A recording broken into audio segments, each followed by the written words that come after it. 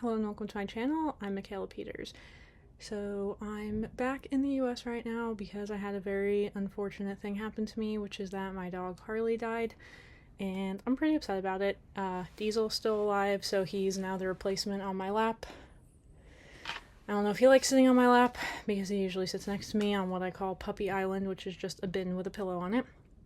But yeah, so it's really hard, and hopefully I don't seem too out of it as I'm recording this, because I guess mourning my dog's death means I've just been wanting to sit around and do nothing, which is very out of character for me, so let's try to get through this. I'm also trying to record this before I run out of daylight, which starts happening here as well.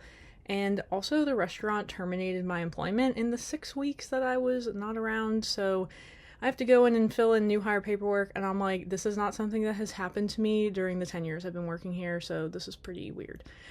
So that's everything that's going on in my life. I took this emergency flight home, not because I have the money, but because I'm not good with my money, let's put it that way.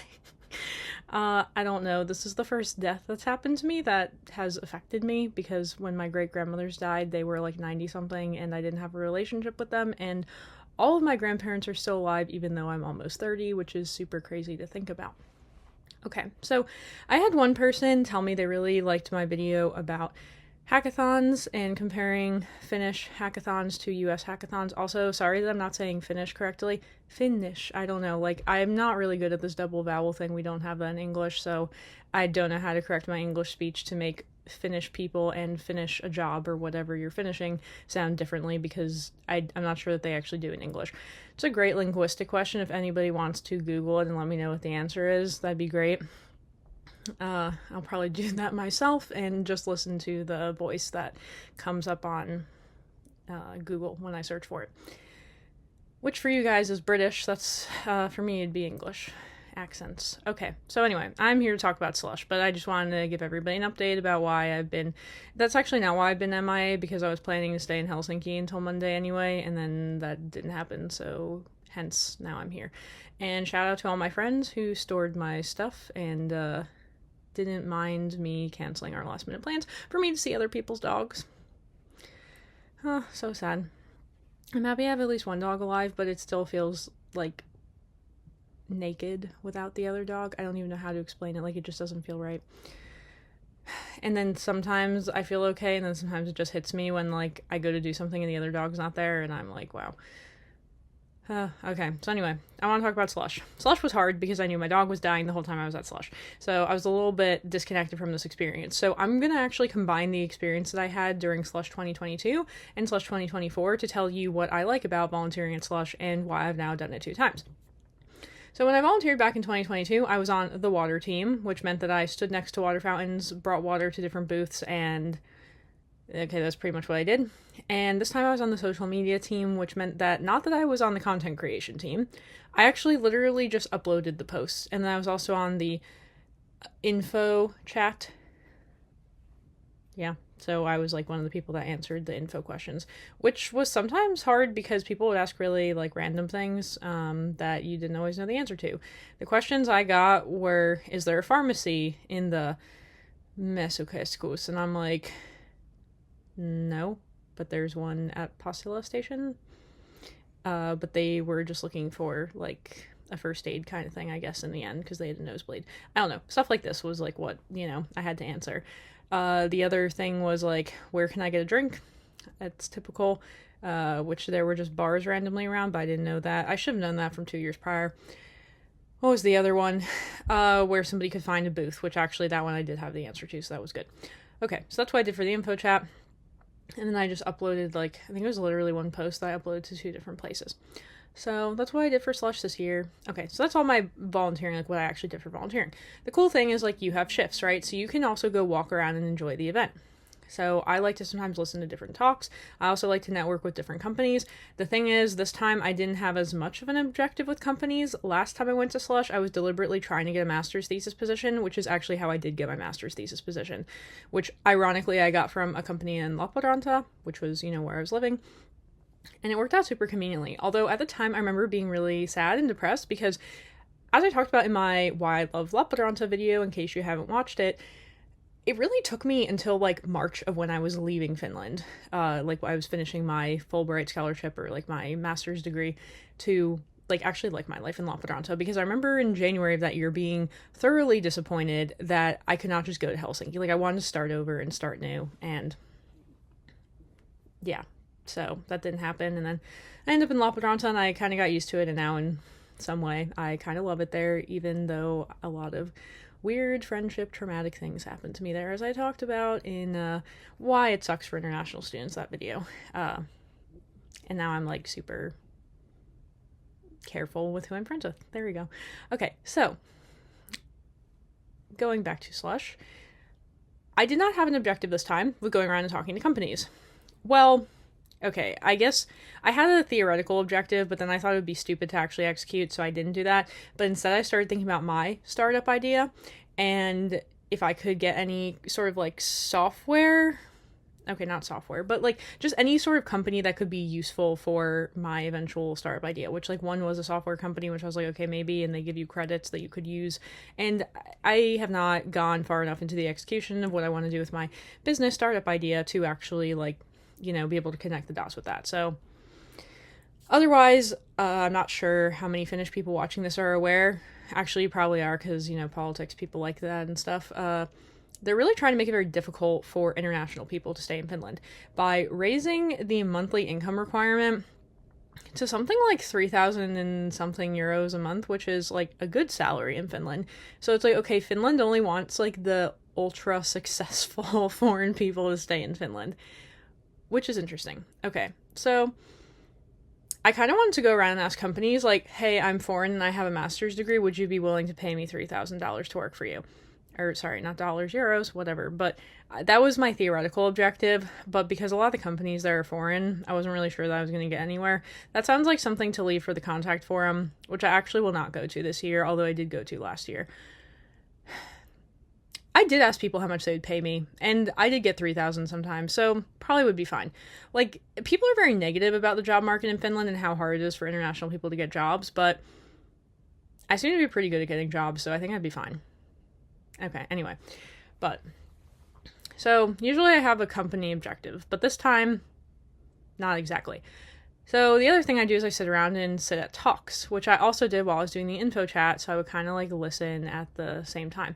So some interesting things I learned, okay, very random, the Flow app, which is a period tracker, you know, for women when they get their period, was created by two guys from Belarus. And, you know, it's become pretty, like, popular. Like, people use it. And one talk I listened to was from them. But I was like, it's so fascinating to me that an app designed for women was created by men. Like, very interesting. Okay, so that was one fun thing I learned. And then there's always, like, a couple of things from the talks that I take away that I'm really like, wow, and I just, like, think about that. So in 2022, one of them was that a set of co-founders went to therapy together, like almost like couples therapy, family therapy, whatever, like together, because managing a relationship as co-founders is very important. So I thought that was interesting. The other thing I thought was interesting was one where it was like a woman who was very much so advocating for freezing eggs so that women could put their careers first. Although, very interestingly, I did just learn on the internet the other day that having a kid earlier in your career as a woman will actually cost you less in terms of career growth than having it at a more advanced point in your career. Which is interesting because I think about, like, my manager's manager actually just had 2 kids within, like, the last year-ish. Okay, maybe 2 years, something like that. Let's say 1.5 years. And, I mean, she's pretty advanced in her career. Yeah, I don't know. This egg freezing thing freaks me out, I'm not gonna lie, so I think that's probably why I remembered it. But then this year, one of the ones that I listened to was, like, interviewing 2 different founders. One was a Finnish woman, and the other one was an American man.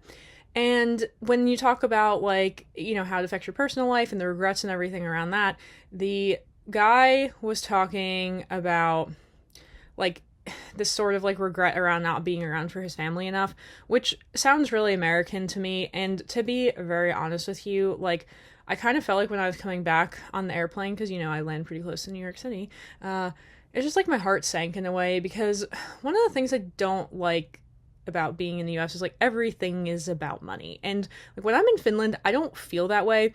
I mean, I feel like international people, like other international people, will complain to me about financial hardship and finding a job, etc. But that's like a very small subset. Like I don't feel like Finnish people come to me and complain about that as much. I notice people will make comments out of jealousy of like people they perceive as being wealthier than them, which I do find confusing because in Finland that disparity is way less than in the US just by nature of the tax system, quite frankly. But I guess this, like, being constantly stressed out about having enough money just seems like such a foreign concept in Finland. Again, except for, like, international people who are trying to stay in Finland who are not in your system the way that, like, you know, Finnish people, like you guys are. Finnish people, whatever, however you say it. So, yeah, there's that. But the American guy was very, like, you know, regretting that he didn't give enough time to his family, which, like, I understand because that is something that happens pretty widely with Americans who are successful and have children.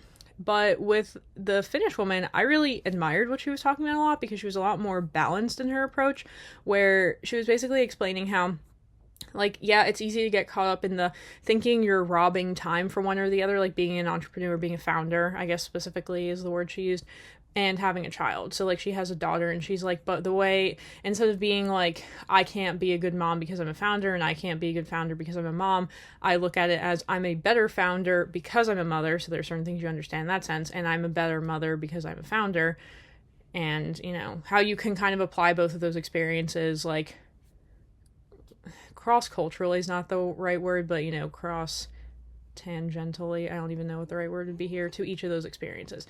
So that was, like, the most moving one for me, because I know that in Finland people don't really think about having kids that young, but I think a lot of what I've been getting on my, like, Russian comments of this channel is like, oh, Michaela is, like, you know, 29 and she still is not married and doesn't have kids. Like, what a shame. And it's like, no, like, I do actively think about this as being a concern for myself. Like, I know in Finland that's not the way people think, but anyway, that's why that was, like, motivating for me, because as somebody who's thinking about, like, hey, maybe I want to start a business in Finland, like, can I still do all these things at once? Like, in Finland you kind of can, because there's that good work-life balance.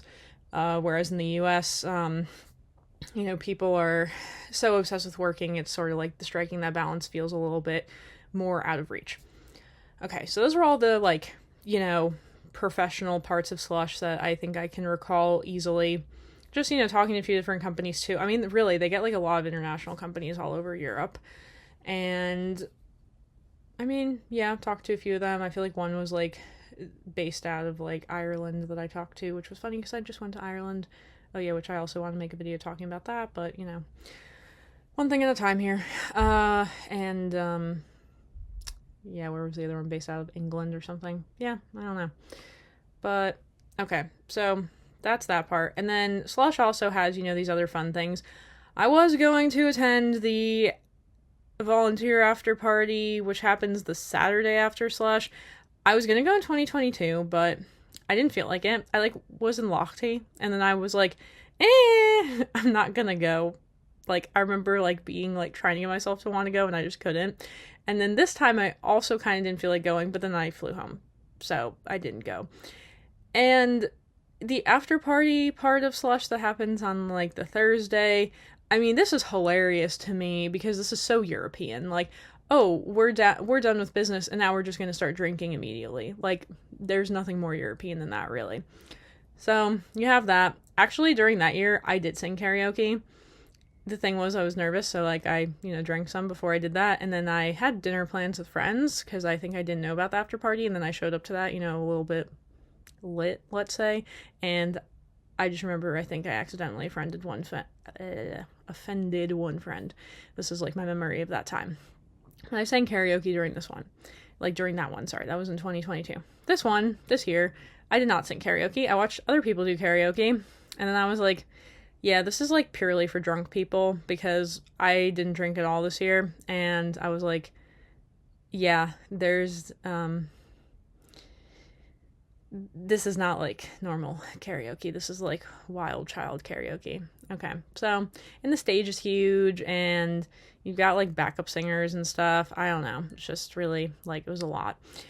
And then there was also like a corner where it was like different performers, and they had Cascada, which I actually like know some of their songs, and I really enjoyed that. And some of those were like really old, like earlier 2000s, and I was there. I have this one friend actually. Oh yeah. So she's from Lebanon, and I have been friends with her since 2022 because we volunteered together at Slush, and then I hung out with her a little bit during this. And it was funny because like some of the songs I knew, but she didn't. But she's also like 22 and I'm 29, so there was one song from like 2007, and I was like, yeah, like, what year were you born? I'm like, yeah, no wonder you don't remember this kind of thing. Like, I was in middle school and you were like 5 or something like that. Okay, so I actually enjoyed that because I'm sitting there thinking, like, this is like good live music. And if you were to pay for this, it would be very expensive. So that's actually like a cool thing about Slush, like the things you get access to after. Like, there are a lot of perks. And obviously if you buy a ticket, it's expensive. So being a volunteer is pretty cool. Like, I would probably volunteer again. So that's kind of what I'm here to like talk about. Like, you should volunteer for Slush because it's a cool experience. And they do feed you. They give you like, you know, a lunch buffet thing during the day. And they give you a bunch of random snacks. This year they gave you Flamin' Hot, not Cheetos, but Doritos. And oh, I forget what those things are called, but these little snacks that are Finnish that are like kind of like we have an American version. I don't remember it either. It's kind of like a cracker that's like oval shaped. If somebody knows what it is, let me know because I completely forgot. Yeah, and then popcorn. Ooh, I love popcorn. They had some popcorn, but only during the day. Kind of sucked. If you were late, couldn't get it. So I would always get it as soon as I showed up. Then they had a separate coat check. Then they also had like ping pong and foosball and some random stuff in the volunteer area. And then also like some recruiter stuff going on. Yeah. And then, okay, back to the after party thing. Aside from these very nice performances, there was also a DJ, which, okay, that was the part I was really enjoying because, like, I kind of love that sort of vibe, that music. Like, I mean, I was on the info chat until, like, later. I was on it till 9, and the after party started at, like, 6, so that kind of, was unfortunate. But I also, like, enjoyed it for, like, an hour, and then I was like, time for bed because I'm a grandma. Yeah. Then I went back to the hostel. I'd say the worst part about Slush this year. Okay, granted, I am very lucky that I got to stay in the hostel because it was cheap, okay? Because they did this really cool thing where you could stay in the hostel for like 32 euros for the week. It was like a steal, right? But you're also in like a 10, 20 person dorm, and sometimes it just smells like feet sometimes. No offense to the guy near the door, but he definitely smelled like feet, and I just couldn't handle it. And then, then there was one random guy who just, like, turned on the lights randomly whenever he felt like it, like 9 a.m., 9:30 a.m., whenever. And I was trying to get as much sleep as I could because it's me. And I did not love that. So it was great location-wise. I loved being at the hostel, but otherwise, not great. And I didn't want to burden my friends being at her house all week, the one who I usually stay with. And then on the other hand, I didn't want to stay at Omena hotels for the whole week and spend, like, $500 euros or whatever it would amount to. So the hostel experience was the hardest part for me. Also going through this personal stuff like with my dog and everything, and I was like worried about some other things, so I was not sleeping so great at the hostel generally, and then all these people being around just, I'm gonna be honest, annoyed me. I was just in one of those annoyed moods, so yeah, it was a bit hard. And I actually did make a couple friends on my team this year. One girl came from Denmark, and the other one is Finnish, and, like, you know, I connected with both of them, and hopefully I'll hang out with the Finnish one next time I'm in Helsinki. So, yeah, like, I'm pretty good at making friends randomly through these things, and this is, like, literally how I make friends. So I should make a video about how I make friends, because I feel like I do make friends pretty easily and pretty often. Okay, but yeah. So, that's kind of everything that I think I can think of for Slush, and overall, a great experience. Again, it's like one of these things where I laugh at the thought that people are like, wow, you work and do a PhD at the same time, like, haha, and I'm like, I didn't start a company yet. Like, these people should be your role models, not me. I'm like, I guess my YouTube channel is kind of like a business, but not really. I mean, kind of. A little bit. So, yeah. So what's the takeaway from this? Slush is a super cool event. You know, people come from all over the world for it, all over Europe. People come from the US. It's a lot of great, really intelligent people. Ooh, wait, sorry, I just remembered another one. One of the other talks I really liked was about Signal. So that's that app where it's like encrypted, because WhatsApp's not anymore now that it's bought by Meta and whatever else happened. So Signal is really important for, like, for instance, journalists who a lot of times their work is like under ban, so to speak, in whatever country they're doing journalism. And like, it's just like really important because of the way that it protects people's privacy and security in that way. And the woman who did that, Whitaker, what was her first name? I have to look up this woman. Meredith, I think. She was just like very well spoken. She was like a girl boss, and I was like, wow, like this woman, like I really admire her. She's my idol. Like she was just like, I mean, she was very articulate. Like she was just very engaging as a speaker. Like it was an interview, but I was like, wow. I mean, she's super smart, like crazy smart. If you look her up on like Wikipedia, I don't even know, she's done like some science stuff. Used to do research with like some sort of science foundation in the US. I don't know, but that was cool too. So like just seeing some of these people and how like successful they are and the things that they've done, like honestly, I just find it very inspiring and motivating. So that'd be one thing, talking to different companies, making friends like me, like what I do. And then this cool after party where you can like, see basically like what would be an expensive concert live for free just because you volunteered. And what does it cost you? I mean, just your time, like in advance. I had to go to like a couple of Slush training things, and then you actually show up the day of, and like, yeah, you have to like make sure you're doing your work for it. But overall, like I'd say a highly enjoyable experience. Like I would definitely recommend that people do it if they have even the slightest interest in it. So that's where I'm going to leave this. I have like a big laundry list full of things I want to talk about, but I know that trying to stick to this, what's the word? This role I have going, I guess, of finished videos. But yeah, let me know if there's anything else you want me to talk about specifically about Finland. I want to make a video about sauna and how sauna feels for me as a foreign person, because I think that could be interesting. And I think I want to do one about like Finnish person dating and like my understanding of it, because I've heard so many weird things from people about it, and I kind of want to just like throw all that out here and then like see people react to it, like comment on it and be like, that's true or that's not true, or who are you talking to that's telling you this. I did see one comment, I think, that was talking about how tech universities are like not very progressive, I guess. They're like more like attract like more conservative people because it's male dominated or something like that, which I'm not going to disagree with that. I have heard that before too. So there is that. Yeah. Okay. But yeah, this got pretty lengthy. So I guess until my next video, hopefully tomorrow, try to come through despite the dog thing. My sister made this for me because his name was Harley. Those are his paw prints.